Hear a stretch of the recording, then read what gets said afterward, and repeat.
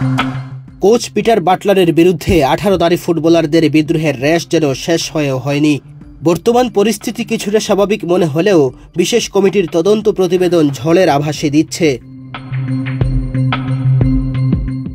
গত 30 জানুয়ারি নারী ফুটবলের সংকট তদন্তে 7 সদস্যের কমিটি করেছিল বাফুফে। 7 দিনের মধ্যে সেই কমিটি বাফুফে সভাপতি তাবিত আউয়ালের হাতে প্রতিবেদন তুলে দেয়। সেই প্রতিবেদন বাফুফে এখনও প্রকাশ করেনি, কিন্তু সেই প্রতিবেদন জমা দেওয়ার পরই মূলত খুলতে থাকে সংকটের জট।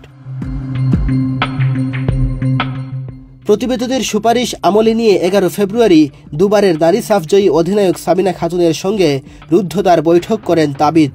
সেই বৈঠকের পর বিদ্রোহীরা তাদের অবস্থান থেকে কিছুটা সরে আসতে থাকেন।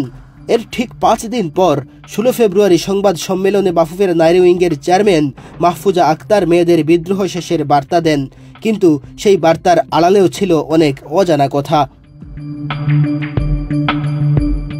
মাহফুজা তখন জানিয়েছিলেন মেয়েরা ছুটিতে যেতে চাচ্ছেন, ছুটি শেষে তারা অনুশীলনে ফিরবেন, কিন্তু তদন্ত প্রতিবেদনে লেখা বিশেষ কমিটি তাদের ছুটিতে পাঠানোর সুপারিশ করেছে।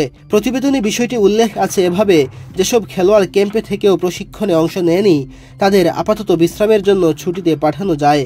শুধু তাই নয়, তদন্ত শেষে বাফুফে সভাপতির কাছে জমা দেওয়া প্রতিবেদনে মেয়েদের শৃঙ্খলা ভঙ্গের একাধিক কারণ খুঁজে পায় কমিটি।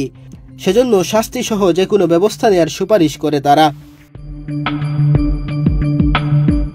প্রতিবেদন অনুযায়ী বিষয়টি একদম স্পষ্ট, শাস্তির বিষয়টি বাফুফে সভাপতির ওপর ছেড়ে দিয়েছে বিশেষ কমিটি।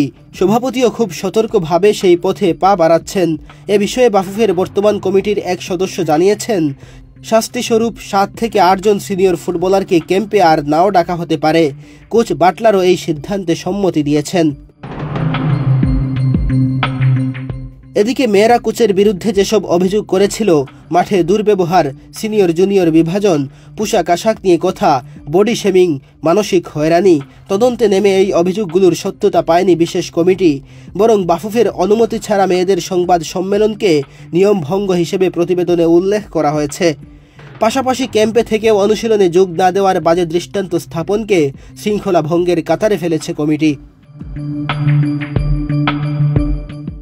বাটলারের সঙ্গে সিনিয়র ফুটবলারদের দ্বন্দ্ব চলে আসছে গত অক্টোবরে মেয়েদের সাফ চ্যাম্পিয়নশিপের সময় থেকেই। জানুয়ারির মাঝামাঝি এই ইংলিশ কোচের চুক্তির মেয়াদ 2 বছর বাড়ানোর পরই আবার বিতর্ক শুরু হয়। নতুন করে দায়িত্ব নেওয়ার পর কোচ টিম মিটিং ডাকলেও তাতে হাজির হননি ক্যাম্পে থাকা 18 ফুটবলার। এরপর গত 30 জানুয়ারি বাফুফে ভবনের সামনে সংবাদ মাধ্যমের কাছে কোচ বাটলারের বিরুদ্ধে লিখিত অভিযোগ তুলে ধরেন সাবিনারা।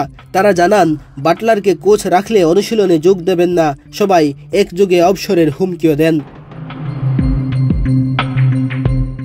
মেহেদী হাসান তালহা, বাংলাদেশ প্রতিদিন।